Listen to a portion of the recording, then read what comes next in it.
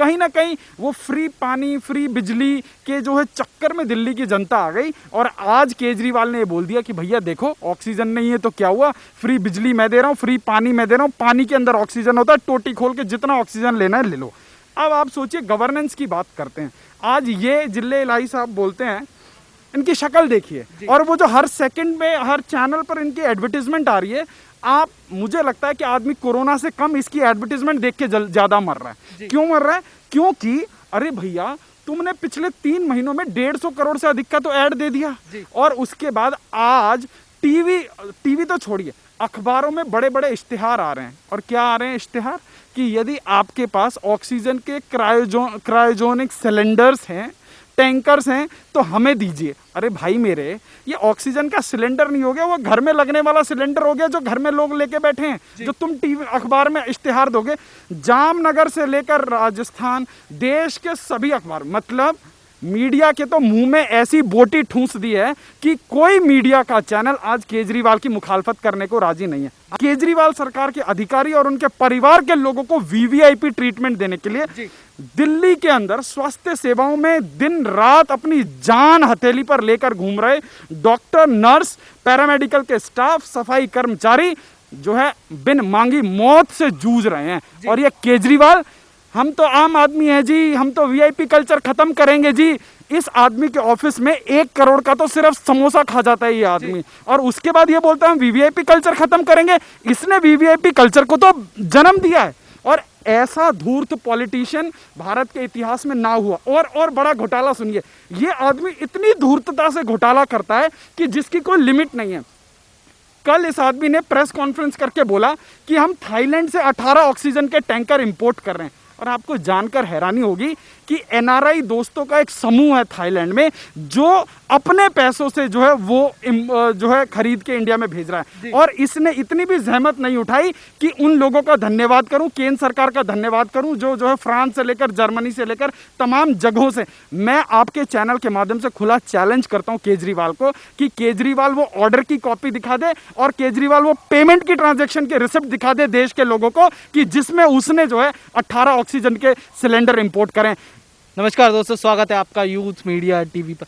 चर्चा करेंगे इस वक्त जो दिल्ली के हालात हैं, बद से बदतर होते जा रहे हैं, और उसके बावजूद केजरीवाल जी राजनीति करने से बाज नहीं आ रहे हैं। अभी कोर्ट ने भी उनको फटकार लगाई कि अगर आपसे नहीं संभल रही है दिल्ली, तो बताइए, हम केंद्र को सौंप देते हैं दिल्ली को। इस पर चर्चा करेंगे वेद शर्मा जी से कि वो किस तरीके से देखते हैं, और चर्चा करेंगे उन पत्रकारों की जो ममता बनर्जी के मुख्य सलाहकार के साथ एक मीटिंग में बैठकर मीटिंग करते हैं, और वही पत्रकार अब सिर्फ लखनऊ को लाश नऊ तो बताते हैं, पर महाराष्ट्र और दिल्ली की बात नहीं करते हैं। चर्चा करते हैं और आपको बताते हैं वेद शर्मा जी क्या सोचते हैं, किस तरीके से देखते हैं। पहला सवाल तो मेरा यही रहेगा, दिल्ली में लगातार लोगों की मौत होते जा रही है, पर केजरीवाल जी अपनी गंदी राजनीति से, अच्छी राजनीति से बाज नहीं आ रहे हैं।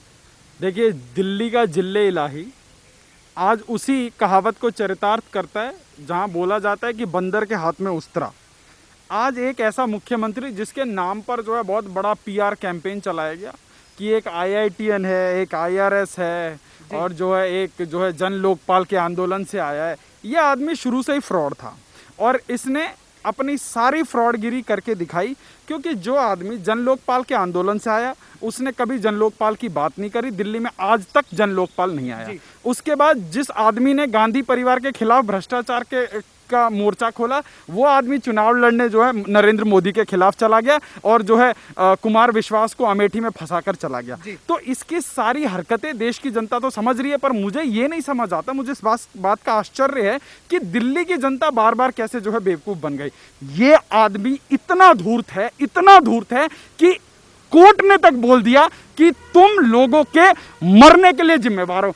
आज ये आदमी ऐसी शक्ल बनाता है, भोली सी शक्ल। प्रधानमंत्री के साथ मीटिंग होती है, क्या इस आदमी को प्रोटोकॉल नहीं पता? क्या ये पहली बार प्रधानमंत्री के साथ मीटिंग में बैठा था? इसने तो इसकी एक ही जो है इसकी खासियत है कि ये बक को पास करता है, ये टोपी को पास करता है, अपनी रिस्पॉन्सिबिलिटी से भागता है। और इसने क्या करा, क्योंकि दिल्ली ऑलरेडी पैनिक मोड में है, कि दिल्ली की जनता को दिखाने के लिए जी हम तो बहुत असहाय हैं, हमारे पास तो कुछ भी नहीं है। अरे भाई, तुम्हारा 372 मीट्रिक टन का ऑक्सीजन का कोटा था, केंद्र सरकार ने तुम्हारा कोटा बढ़ा के 480 मैट्रिक टन बना दिया, और तुम्हारे पास वो ऑक्सीजन लेने के लिए तुम्हारे पास फैसिलिटी नहीं है। तुम कर क्या रहे थे इतने दिनों से?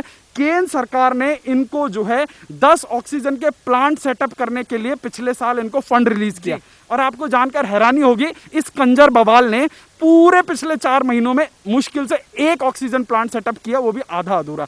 अब भाई साहब कह रहे हैं कि जी हम जो है 500 बेड, मतलब इतना बड़ा अपॉर्चुनिटिस्ट है ये आदमी। केंद्र सरकार जो है राधा स्वामी सत्संग ब्यास में सरदार वल्लभ भाई पटेल कोविड केयर सेंटर बना रही है, इसका क्या योगदान है? ये आदमी वहां पानी नहीं पहुंचा रहा है, और उसके बाद जब सारी फैसिलिटी लग गई तो उसके बाद ये आदमी वहां पे फोटो खिंचवाने पहुंच गया। तो आज दिल्ली की जनता खून के आंसू रो रही है, और ये आदमी वीवीआईपी कल्चर को प्रमोट कर रहा है। बड़े से बड़े 5 स्टार होटल को जो है ये अपने लोगों को वहां पे सारी ऐशो आराम की सुविधाएं देने के लिए बैठा हुआ है, और आज दिल्ली बर्बाद हो चुकी है, देश की राजधानी बर्बाद हो चुकी है। आपको जानकर हैरानी होगी, मेरे पास दिन में 100 से अधिक कॉल आ रही हैं।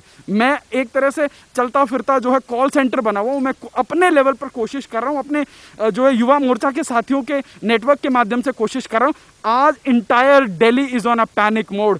मेरा एक दोस्त, उसको हॉस्पिटल नहीं मिला, उसके कोई रिश्तेदार गुजरात में रहते हैं, उसने मुझसे ये रिक्वेस्ट की कि वेद जी अगर कोई ऐसी एम्बुलेंस सुविधा मिल जाए कि मैं यहाँ से जो है अपने पिताजी को जो है गुजरात ले जाऊं। आप सोचिए, देश की राजधानी में रहने वाला आदमी केजरीवाल के अंडर कितना सेफ है कि उसको दिल्ली में बेड नहीं मिल रहा है, उसको दिल्ली में ऑक्सीजन नहीं मिल रहा है। और ऑक्सीजन की कालाबाजारी कौन कर रहा है? आइनॉक्स करके एक कंपनी है, वो दिल्ली के लगभग 32 से 34 हॉस्पिटल में जो है ऑक्सीजन सप्लाई करती है, और केजरीवाल का तुगलकी फरमान आता है कि आप जो है इतने 12 हॉस्पिटल को जो है आप ऑक्सीजन नहीं देंगे, आप जो है सिर्फ 17, इन टोटल 17 हॉस्पिटल को देंगे। मतलब आज जयपुर गोल्डन के अंदर कितने लोग मारे गए, ठीक है, और उन सभी मौतों का जिम्मेवार और कोई नहीं, अरविंद केजरीवाल और इसकी आम आदमी पार्टी की संवेदनहीन सरकार है। जो चीन चाहता था वो आज इस देश में करने की कोशिश हो रही है, पर 130 करोड़ का देश है। हम लोगों ने बहुत बड़ी बड़ी विपत्तियां सही हैं, बहुत बड़े बड़े हम लोगों ने कष्ट सहे हैं।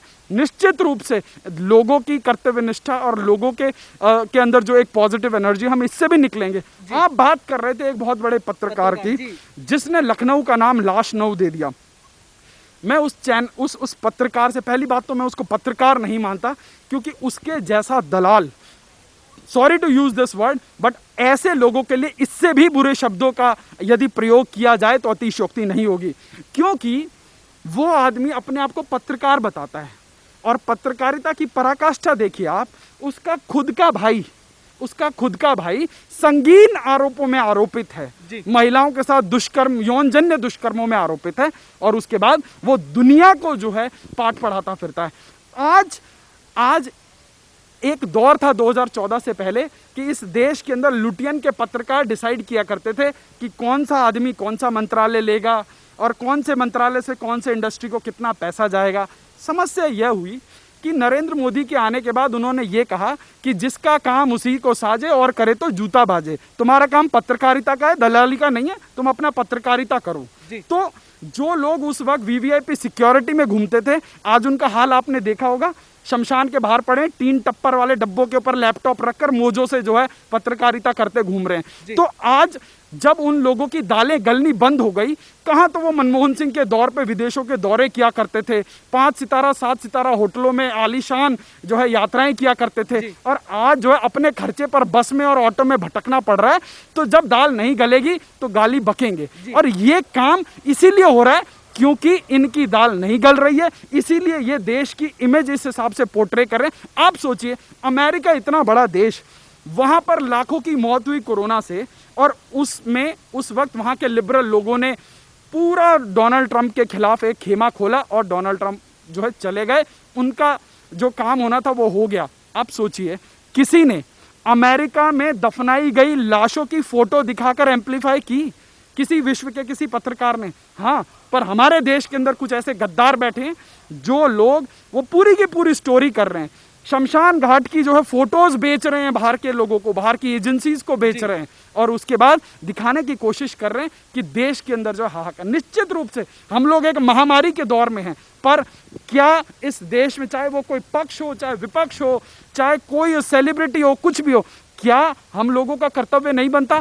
कि ऐसी विपदा की घड़ी में हम लोग देश के लिए कुछ कंस्ट्रक्टिव काम करें, हम देश के काम आए, कि रोज सुबह उठकर ट्विटर के ऊपर हंगामा बरपाना शुरू कर दें, फेक न्यूज चलाएं, लोग ऑलरेडी घबराए हुए हैं उनके बीच में और ज्यादा जो है घबराहट पैदा करें।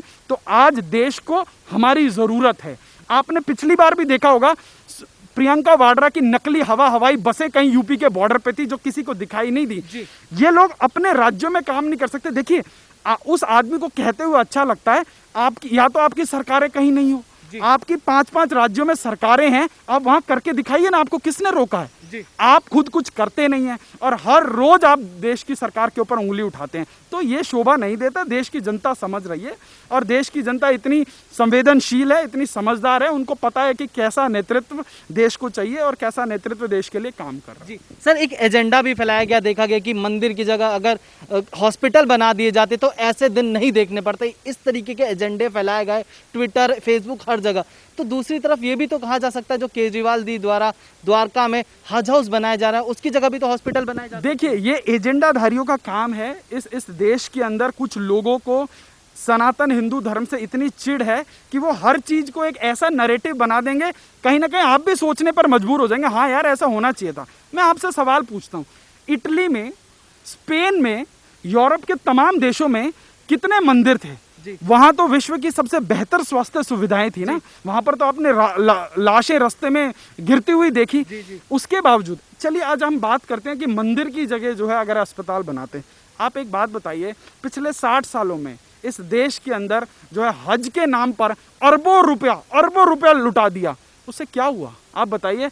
आज भी स्वामी नारायण से लेकर अक्षरधाम के अंदर तमाम देश के मंदिर जो है आज कोविड सेंटर बना रहे हैं, लोगों की सेवा कर रहे हैं। पर सवाल ये है कि और कौन से लोग जो है इस महामारी में देश के काम आ रहे हैं? तो ये एजेंडाधारी लोग हमेशा थे, रहेंगे, और इनकी पहचान आज देश के लोगों को हो रही है, तो ये अच्छी बात है। धन्यवाद।